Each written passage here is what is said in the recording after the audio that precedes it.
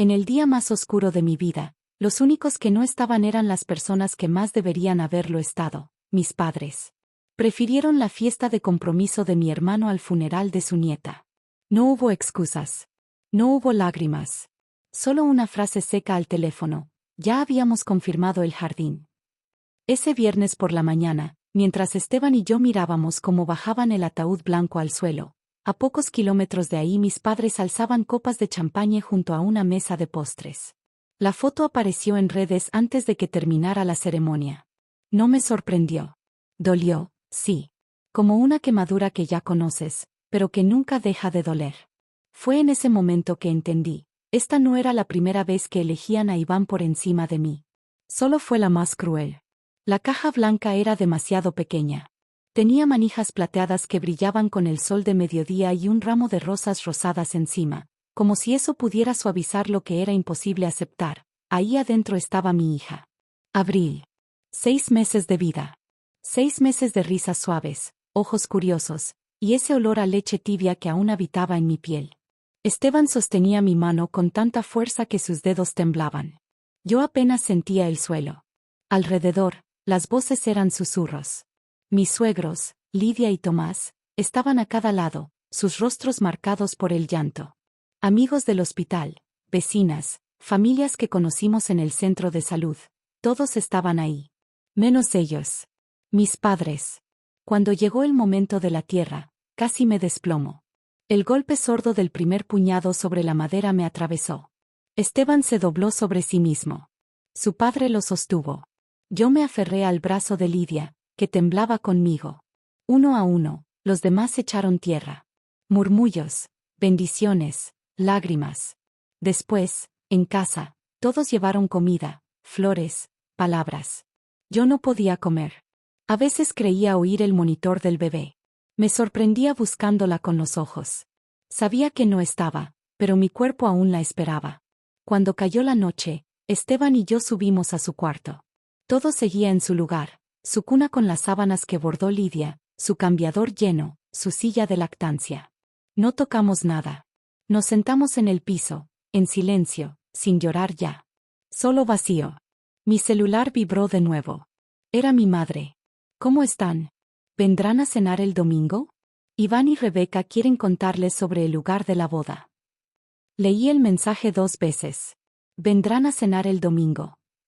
Como si nada hubiera pasado. Como si no hubiera enterrado a mi hija sola hacía apenas días. Esteban se acercó y vio la pantalla. No dijo nada, pero su mandíbula se tensó. Apagué el teléfono. No quería pelear. No quería sentir nada más. Esa noche no dormí. En mi mente, el dolor no solo era por la ausencia de Abril, sino por el hueco mucho más antiguo que llevaba años agrandándose dentro de mí. Desde niña supe que había un lugar en esa casa, pero que no era para mí. Iván era el centro. Siempre lo fue. Cuando él pateaba un balón en la primaria, había fiesta con carnitas y globos. Cuando yo gané el concurso de ciencias, me dijeron que bueno, Nayeli, y luego cambiaron de tema. En la secundaria, cuando me aceptaron en el programa de excelencia, mi madre apenas me escuchó. ¿Ya felicitaste a tu hermano? Le dieron el papel protagónico en la obra de la prepa. Siempre era él. El primero. El importante.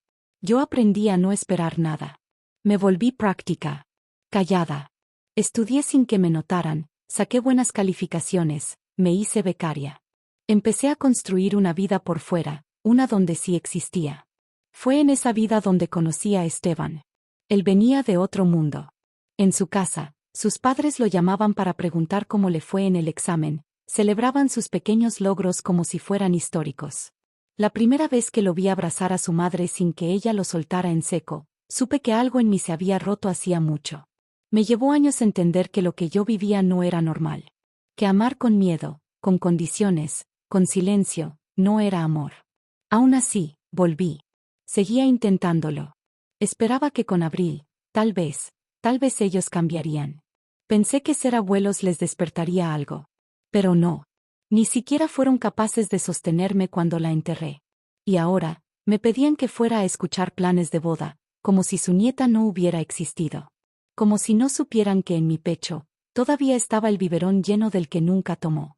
La primera vez que fui a casa de los padres de Esteban, me sentí como una turista en un país que no entendía.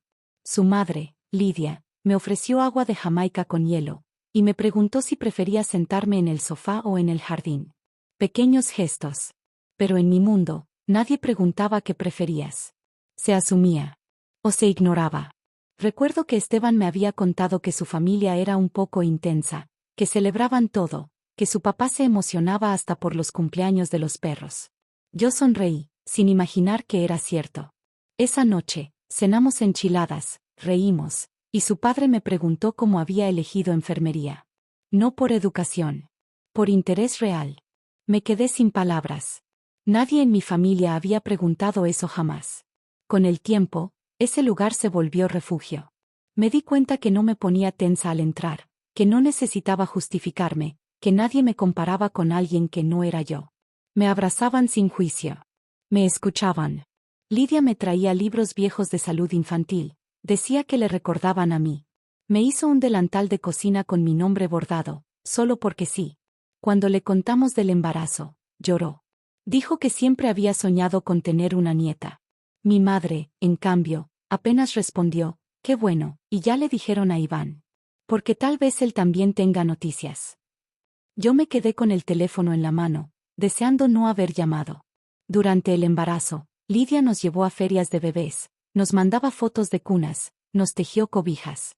Mi madre vino una vez, y solo preguntó si ya sabíamos qué haría Iván en Navidad, porque no quería que las fechas se empalmaran. Y aún así, cuando Abril nació, yo la llamé. Le mandé fotos. Le di otra oportunidad. Vinieron 45 minutos. Mi madre dijo que tenía una cita para pintarse el cabello. Tomó a Abril como quien carga una bolsa ajena. Mi padre apenas dijo está bonita antes de pararse para revisar el coche. Esteban lo notó. No quiso decir nada. Pero en la noche, al vernos solos otra vez, él susurró, ¿por qué tienes que mendigar lo que ya das sin medida? Y no supe qué responder. Porque en el fondo, yo también quería saberlo. Abril llegó una mañana fría de enero, envuelta en un silencio suave que no asustaba. Tenía el cabello oscuro de Esteban y mis ojos claros, y al verla por primera vez, sentí un amor tan feroz que me dolió en el pecho. Lidia lloró al verla. Mi madre dijo que pensaba que sería más morenita. No la volví a invitar al hospital. Durante los primeros meses, Lidia y Tomás venían cada semana. A veces solo para que yo pudiera dormir un rato, o para traerme atole y pan dulce, o para abrazarme sin decir nada cuando me veían exhausta. Hicieron un álbum de fotos que actualizaron con cada sonrisa, cada nuevo gesto. Me imprimieron la foto del primer bostezo de Abril y la enmarcaron con su nombre en letras de madera. Mis padres vinieron 2 veces. La primera fue porque una amiga de mi madre del club de lectura insistió en conocer a la bebé. La segunda, porque estaban en la zona por una cena de negocios de Iván. Mi padre no quiso bajarse del coche porque dijo que estaba cansado. Mi madre subió, cargó a Abril como si fuera una caja frágil y preguntó si ya había empezado a dormir de corrido. Al primer llanto, se levantó como si le hubieran dado permiso de irse. Aún así, yo mandaba fotos, videos, mensajes. Hoy se rió, ya sostiene su cabecita sola, nos mira cuando le cantamos. A veces mi madre respondía con un emoji de pulgar arriba. A veces ni eso. Nunca llamaron. Pero yo seguía. Porque algo dentro de mí, esa parte que nunca había recibido todo, seguía intentando convencerlos de que valía la pena quedarse. Pensaba que si veían lo hermosa que era Abril, tal vez, por fin, entenderían. 2 meses antes de perderla, Iván anunció su compromiso con Rebeca, una chica que vendía productos farmacéuticos. Mis padres explotaron de emoción. Llamadas diarias, actualizaciones del lugar, menú, lista de invitados. Yo mencioné que la ceremonia de presentación de Abril en la iglesia sería ese mismo fin de semana. Mi madre no titubeó. Ay, Nayeli, vamos a tener que faltar al evento del bebé. Lo de Iván no se repite. Sentí que alguien me había vaciado por dentro. Pero no discutí. Ya sabía que, en mi familia, las decisiones nunca se hacían con el corazón. Solo con la costumbre. La presentación de Abril fue un sábado por la mañana, en la pequeña parroquia donde me bautizaron a mí. El padre Lorenzo nos había apartado la fecha con meses de anticipación, Y yo había bordado a mano el faldón blanco que usó ese día. Lidia fue la que la cargó al altar. Sus manos temblaban, pero su voz fue firme cuando pronunció la oración del padrino. Yo no dije nada durante la ceremonia. Solo la miraba. Su piel suave, su boquita dormida. Pensaba en lo mucho que había esperado ese momento. Pensaba en cómo lo había imaginado cuando aún la llevaba dentro. Y pensaba, también, en que faltaba algo. O mejor dicho, alguien. Después de la misa, fuimos al parque cercano. Hicimos una comida sencilla, con sándwiches, arroz con leche y jugo de guayaba. Esteban puso música bajita. Lidia había hecho recuerdos de tela con el nombre de Abril bordado. Mis compañeras del hospital vinieron con regalos. Una de mis vecinas trajo un pastel. Mis padres no estaban. Nadie de mi lado estaba. La ausencia pesaba. No por lo que eran, sino por lo que significaban. Eran los abuelos. Y se habían borrado como si la fecha no importara, como si Abril no existiera. Esa misma tarde, vi las fotos en redes sociales. Iván con Rebeca, sonrientes, junto a una mesa de postres con luces blancas y copas de vino espumoso. Mis padres al fondo, brindando. Un día para recordar, decía el texto. Lo que a mí me costó meses de preparación, a ellos les tomó segundos decidir ignorar. Lidia me abrazó en silencio cuando me vio viendo la pantalla. Me quitó el celular y me dijo, tú sí estás aquí, mi amor. Ellos no saben lo que se pierden. Una semana después, Abril se resfrió. No era nada grave. Tenía la naricita tapada y dormía más, pero comía bien y se reía como siempre. La llevé al pediatra, que dijo que era viral, leve, y que descansara. Pedí días en el hospital para cuidarla. El sábado, parecía mejor. Jugó con su conejo de peluche, bebió su leche y se durmió tranquila. Esa noche, la acostamos temprano y le dimos un beso en la frente. Esteban y yo vimos una película, cenamos algo ligero y apagamos las luces a las 11. Me desperté antes de que sonara la alarma. Eran las 6 de la mañana. Sentí algo raro en el pecho, como un nudo mal hecho. Abril solía despertarse alrededor de las 5 para su toma. Pero todo estaba en silencio. Un silencio demasiado perfecto. Fui al cuarto sin pensarlo, descalza, con la blusa arrugada y el cabello aún húmedo del baño de anoche. La cuna estaba ahí, como siempre. Los peluches acomodados. La lámpara con luz cálida. Y Abril, demasiado quieta. Me acerqué. Le toqué la mejilla. Estaba fría. Fría como cerámica. Abril, susurré. No respondió. La levanté, la moví, la sacudí. Nada. Grité. Esteban se levantó de golpe, corrió, me la quitó de los brazos y empezó a hacerle compresiones torpes, desesperadas. Llamé al 911 con manos que no me respondían. La operadora me hablaba, pero todo era un zumbido. Vinieron los paramédicos. Intentaron. Se la llevaron. No recuerdo cómo llegamos al hospital. Ni qué dije. Solo sé que una doctora, con una voz tan dulce que dolía, nos miró y dijo, lo siento. Fue muerte súbita. Esteban se derrumbó contra la pared. Yo no lloré.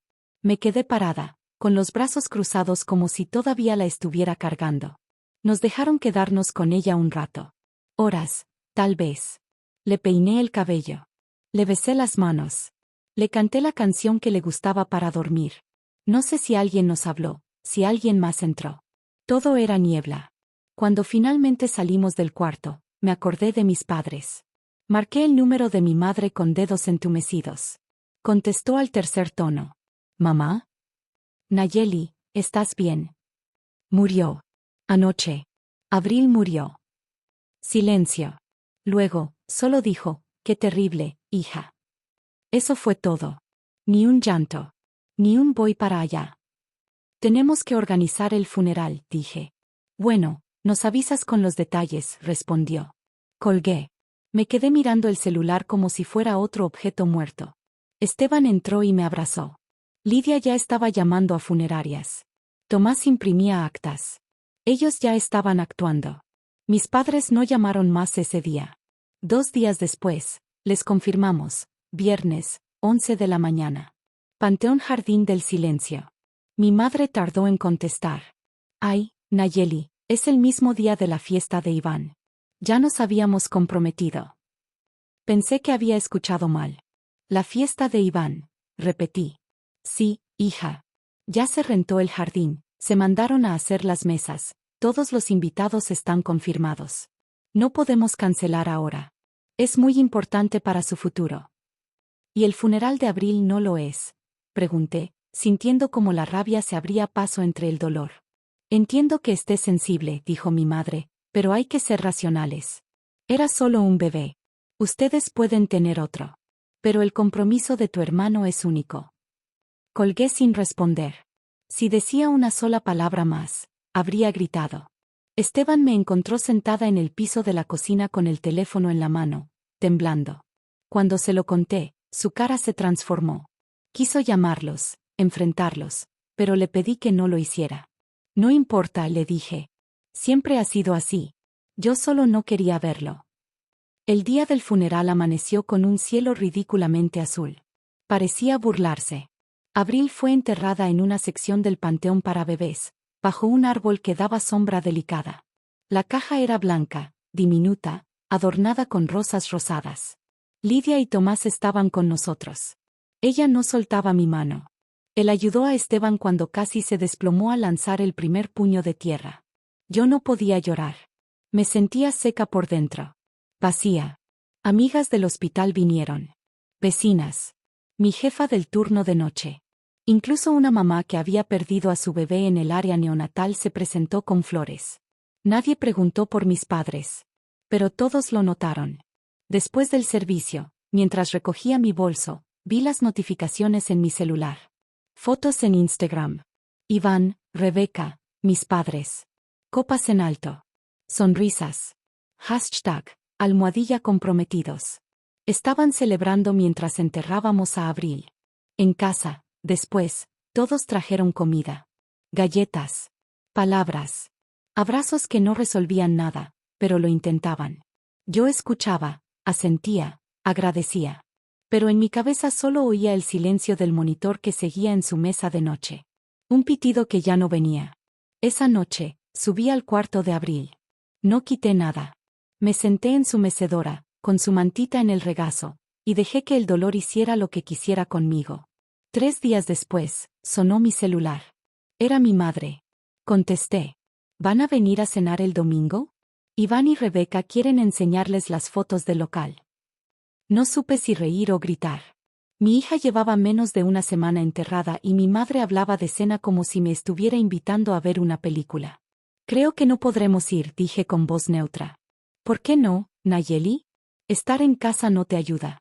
Hablar del matrimonio de tu hermano te puede distraer. Ya pasó una semana. Ya pasó una semana. Como si el duelo tuviera fecha de vencimiento. Como si el vacío que dejó Abril se pudiera llenar con fotos de centros de mesa y pasteles temáticos. Te dejo, mamá. Colgué antes de que pudiera decir algo más. Me encerré en el baño. Esteban me encontró sentada en el suelo, con la vista perdida. Cuando le conté, se sentó conmigo. No dijo nada. Solo me abrazó. 2 días después, contra todo lo que sentía, acepté ir. No por ellos. Por mí. Quería verles la cara. Quería saber cómo alguien podía actuar con tanta naturalidad después de hacer lo que ellos hicieron. La casa era la misma de siempre. Césped perfecto, sala impoluta, olor a canela y limón. Mi madre nos recibió con mejillas pintadas y un vestido nuevo. Mi padre apenas levantó la vista del periódico. Iván y Rebeca estaban en el sofá, rodeados de revistas de boda y papeles de cotizaciones. Mi madre nos guió a la sala con una sonrisa. Ya casi está lista la cena. Iván nos está enseñando el lugar del banquete. Es hermoso. Nadie mencionó a Abril. Nadie dijo lo siento. Nadie preguntó cómo estábamos. Durante la cena, hablaron de flores, del menú, del DJ. Mi madre sirvió carne al horno y budín, los favoritos de Iván. Yo no probé bocado. Esteban apretaba mi pierna por debajo de la mesa, como sosteniéndome. Después del postre, cuando ya no pude más, solté la bomba. El funeral de Abril interfirió con la fiesta, les arruinamos el evento. Silencio. La sonrisa de mi madre se congeló. Nayeli dijo, fingiendo una risa nerviosa, no es momento para hablar de cosas tristes. Mi hija muerta es solo Una cosa triste, para ustedes. Mi padre se aclaró la garganta. Lo hecho está. No hay que seguir en eso. Iván rodó los ojos. Ya sabíamos que ibas a hacer esto. Siempre tan dramática. Lo miré con una mezcla de incredulidad y asco. Mi hija murió, Iván. Murió. Y ustedes brindaban con vino espumoso mientras la enterrábamos. Mi madre se irguió en su silla como si intentara recuperar el control. No fue solo una fiesta, Nayeli. Fue el compromiso de tu hermano. Llevábamos semanas planeándolo. No podíamos cancelarlo así nada más. Pero si pudieron saltarse el funeral de su nieta, dije, sin elevar la voz, pero con cada palabra marcada como un golpe. Si pudieron decirme que solo era un bebé. Si pudieron decirme que puedo tener otra. Como si Abril fuera reemplazable. Esteban dejó el tenedor en el plato con fuerza. He tratado de mantenerme al margen, pero esto es grotesco. ¿Tienen idea de lo que Nayeli ha pasado, de lo que hemos pasado? Mi madre frunció el ceño. Claro que sí. Y lo sentimos mucho. Pero quedarse en el dolor no es sano. Han pasado 7 días, dijo Esteban, con una calma tensa que lo hacía más peligroso. 7 días desde que enterramos a nuestra hija y ustedes no han llamado, no han venido, no han mostrado ni una pizca de compasión. Mi padre tosió, incómodo. Pensamos que necesitaban espacio. Espacio, solté una risa seca. Desde donde yo lo veo, parece más bien indiferencia. Porque no solo no estuvieron, mintieron. Le dijeron a la familia que no vinieron por un dolor de espalda, pero estaban bailando en un jardín con copas en la mano. Mi madre bajó la mirada por un segundo. Luego la levantó y dijo, casi como disculpa, la gente no lo entendería. No podíamos decirles que era por una fiesta. Yo tampoco lo entiendo, le respondí. Nos levantamos. No quise más palabras. No quería su pastel de limón ni sus frases vacías. Esteban me tomó de la mano y salimos sin mirar atrás. Esa noche lloré en su pecho como no había llorado desde que la perdimos. No solo por Abril. Por todo. Por cada cumpleaños en el que Iván fue el centro. Por cada logro ignorado. Por cada vez que intenté ser suficiente. Las semanas que siguieron fueron pesadas. A ratos ni hablábamos. El duelo se volvió un huésped permanente. Yo me refugié en la terapia. Esteban me acompañaba, a veces en silencio, a veces con rabia contenida. Una noche, la psicóloga me preguntó qué necesitaba de mis padres para sanar. Y por primera vez, supe la respuesta. Necesitaba que miraran de frente lo que habían hecho. Que no lo negaran. Que no lo disfrazaran. Y si no podían, entonces tal vez era momento de que yo aprendiera a seguir sin ellos.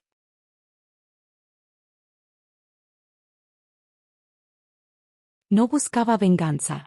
Lo que quería era algo más simple, más difícil, que lo reconocieran. Que dijeran sí, lo hicimos sin excusas ni adornos. No podía vivir con una versión de la historia en la que ellos eran inocentes y Abril era un detalle menor. Pasé noches armando una carpeta con todo, fotos, mensajes, recuerdos que había tratado de olvidar. Tarjetas de cumpleaños con mensajes genéricos, notas donde preguntaban por Iván después de que yo compartía un logro. Capturas de pantalla del Instagram de la fiesta, con fecha y hora, justo durante el funeral. Escribí una carta. Una larga. No para que me pidieran perdón, sino para que me escucharan sin interrumpir, sin girar la conversación hacia Iván, como siempre hacían. Una semana después, les pedí reunirnos. Solo los 3. En su casa. Mi madre contestó emocionada, qué bueno que ya estás lista para dejar todo atrás. Haré tu pastel favorito. La ligereza con la que lo dijo solo reforzó mi decisión. No iba a tomarte como si nada. Iba a decirlo todo. Esa tarde, llevé la carta, las fotos, y un retrato de Abril. Usé una blusa azul, su color favorito, y el collar con su piedra de nacimiento. Me temblaban las manos, pero la voz no. Entré. Mi madre me abrazó como si fuéramos amigas en una tarde cualquiera. Mi padre asintió, serio. El pastel ya estaba servido en la mesa. Les pedí hablar primero. Saqué la foto de Abril y la puse frente a ellos. Ella es su nieta. La que no fueron a despedir. Mi madre bajó la mirada. Mi padre cruzó los brazos. Llevo años aceptando ser menos para ustedes. Pero esto no lo puedo tragar. No puedo fingir que no pasó. Así que traje pruebas. No para convencerlos. Para dejarlo claro. Les mostré la carpeta. La cronología. Los silencios. Los olvidos. La fiesta. Y luego leí la carta. Con voz firme, con el corazón roto pero claro. Al terminar, mi madre tenía los ojos rojos, pero no habló. Mi padre murmuró algo sobre no fue nuestra intención. No busco intención, dije. Busco verdad. Me levanté. No sé qué harán con esto. Pero yo ya hice lo que tenía que hacer.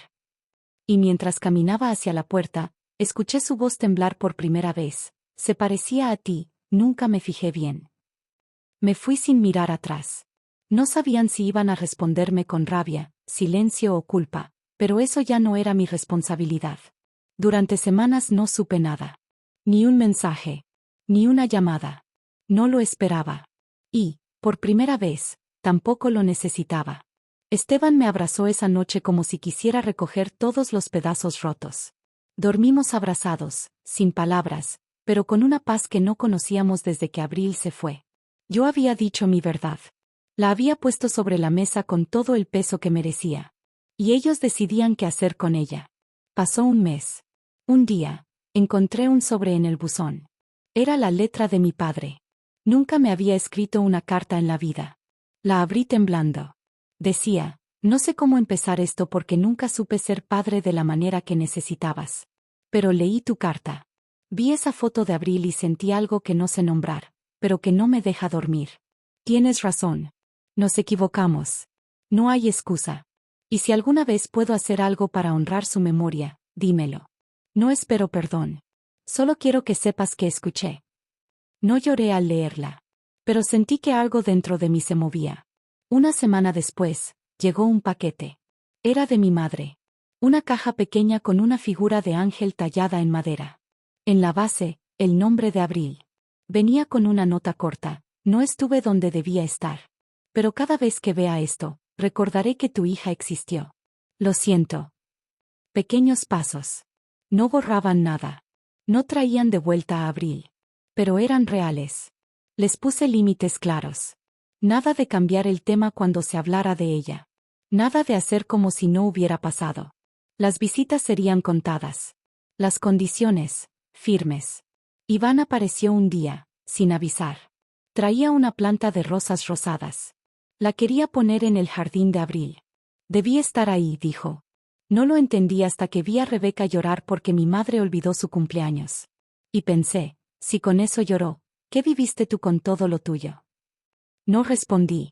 Solo lo acompañé al jardín. Plantamos el rosal juntos, en silencio. Y por primera vez, no me sentí sola en la pérdida. Ese día, por la tarde, llegó un correo del hospital infantil. Me preguntaban si quería compartir la historia de Abril para una campaña de conciencia sobre la pérdida perinatal. Dije que sí. No lo dudé.